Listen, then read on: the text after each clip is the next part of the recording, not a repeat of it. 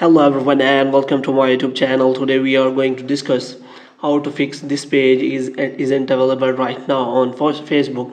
For example, if you see this kind of error occurs on your Facebook app, then how you can fix that. For example, if you go back and if you click on any Facebook page and if you see this kind of error, then how you can fix that. First of all, you have to simply close the Facebook app, and after that what you have to do next is you have to simply press and hold the Facebook app. If you are using Android device, if you are using iPhone or iOS device, you have to simply go to the iPhone storage and you have to find Facebook, and you have to simply go to Facebook settings and you have to simply offload the app.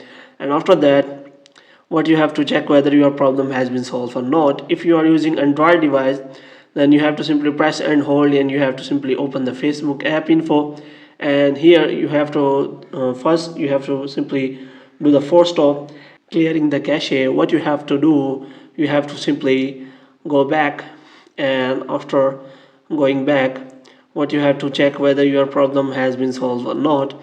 As I have done all the tricks, and if I am going to click on any kind of Facebook page, as you can see, the problem is not occurring now. Hope you have liked this video. If you get more videos like these, you can subscribe our channel.